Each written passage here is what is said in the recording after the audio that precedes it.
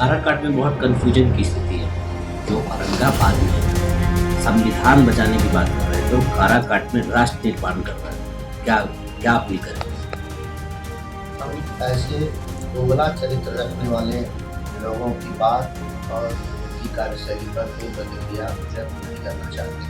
जय नमस्कार, मैं हूं राज पाठक। देखिए, जिस तरीके से इस वक्त काराकाट लोकसभा सबसे हॉट सीट बन चुका है और एक चुनौती जो है वो एनडीए के लिए सबके सामने आ रहा है। और ऐसा माना जा रहा है कि यही कारण है कि देश के सबसे बड़े नेता, भाजपा के सबसे बड़े नेता जो है वो अब काराकाट में अपनी चुनावी रैली करने वाले हैं। इन तमाम चीज़ों पर एनडीए के जो वोटर थे, एनडीए के जो वोटर कहलाए जाते हैं, खासकर स्वर्ण वोटर, उनमें कन्फ्यूजन की स्थिति थी। और ये क्यों था? ये था निर्दलीय प्रत्याशी के तौर पर आए हुए भोजपुरी के स्टार जो हैं वो पवन सिंह को लेकर के, क्योंकि कई लोगों का ये मानना था कि भाजपा ने उन पर कार्रवाई अब तक नहीं किया था। ये कारण है कि भाजपा का कुछ समर्थक ऐसे भी थे जो चाहते थे कि पवन सिंह अगर जीतते हैं तो वो भी भाजपा में जाएंगे। हालांकि इस पर एनडीए ने, भाजपा ने क्लियर कर दिया पवन सिंह को निष्कासित करते हैं, लेकिन फिर भी कई मायने में भाजपा के वोटरों के बीच में ये गुत्थम गुत्थी की स्थिति थी कि आखिरकार जो एनडीए का वोटर है वो कहाँ जाएगा। उपेंद्र कुशवाहा को लेकर के कई खबरें आ रही थी, निगेटिव खबरें आ रही थी। उस पर अब जो है औरंगाबाद के सांसद सुशील कुमार सिंह ने प्रेस वार्ता करके जो है वो स्पष्ट कर दिया है कि जो एनडीए के वोटर हैं वो अब एनडीए के साथ ही रहेंगे। देखिए, सुशील कुमार सिंह बीजेपी के उम्मीदवार हैं औरंगाबाद से। उनका मतदान चूंकि हो चुका है पहले फेज में ही, और अब उन्होंने खुल करके जो है वो काराकाट प्रत्याशी जो हैं रालोमो के उपेंद्र कुशवाहा, उनके समर्थन में अब बिगुल फूंक दिया है। लगातार वो अब आपको रोड शो कर रहे हैं, लगातार लोगों से मिल रहे हैं। और यही कारण है कि आज औरंगाबाद के सांसद ने प्रेस वार्ता करके लोगों के बीच में एक मैसेज देने का प्रयास किया कि जो भी एनडीए के कार्यकर्ता ये सोच रहे हैं कि उनका वोट कहीं और जाएगा तो शायद फायदा होगा, तो ऐसा नहीं सोचे, क्योंकि एनडीए के उम्मीदवार ही जीतेंगे तो फिर मोदी जी को, यानी पीएम प्रधानमंत्री को फायदा होगा।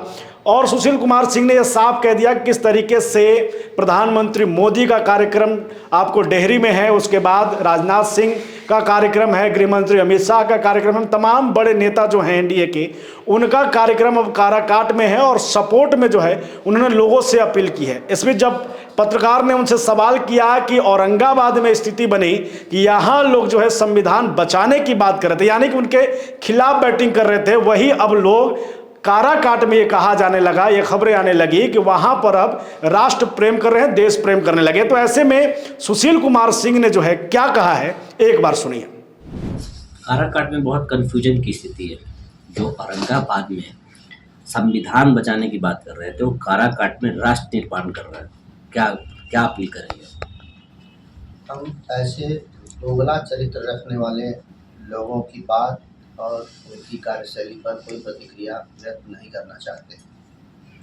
हम एनडीए के लोग हैं, भारतीय जनता पार्टी के हम कार्यकर्ता हैं, सिपाही हैं। हम एक विचारधारा पर चलते हैं। हमारे सर्वोच्च नेता आदरणीय प्रधानमंत्री श्री नरेंद्र मोदी जी हैं। हमारा लक्ष्य उनको तीसरी बार प्रधानमंत्री बनाना और 400 सीटों से अधिक जीतना, ये हमारा एम है, उद्देश्य है। हम इसी पर चलते हैं। लोगों से क्या उसके संबंध में और कुछ सूचनाओं के आदान प्रदान के लिए रखी गई है। हम एनडीए के लोग पूरी तरह से इंटैक्ट हैं, एक हैं। कहीं कोई संशय, कहीं कोई भ्रम, कहीं कोई ऊहापोह स्थिति नहीं होनी चाहिए। ये आप लोगों के माध्यम से आम जनता से और मतदाताओं से हम लोग कहना चाहते हैं।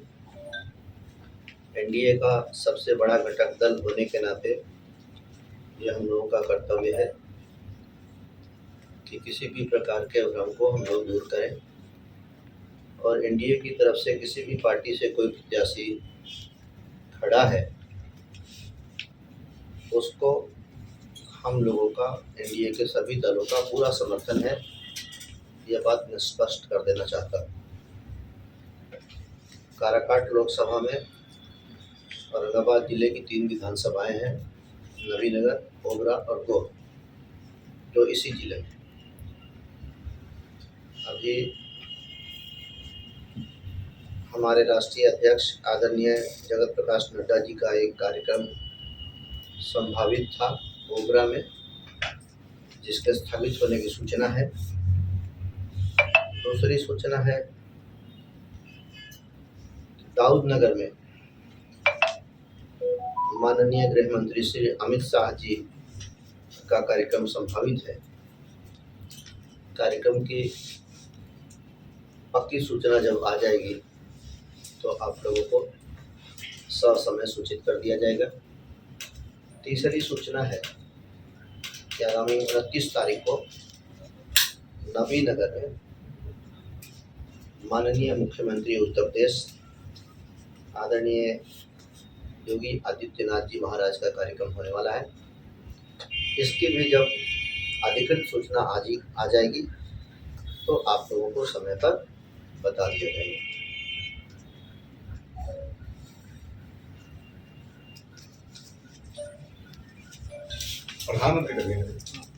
प्रधानमंत्री जी का तो 25 तारीख को है डेहरी में।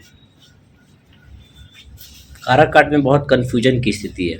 जो औरंगाबाद में संविधान बचाने की बात कर रहे थे, वो काराकाट में राष्ट्र निर्माण कर रहे हैं। क्या अपील करेंगे? हम ऐसे दोगला चरित्र रखने वाले लोगों की बात और उनकी कार्यशैली पर कोई प्रतिक्रिया व्यक्त नहीं करना चाहते। हम एनडीए के लोग हैं, भारतीय जनता पार्टी के हम कार्यकर्ता हैं, सिपाही हैं।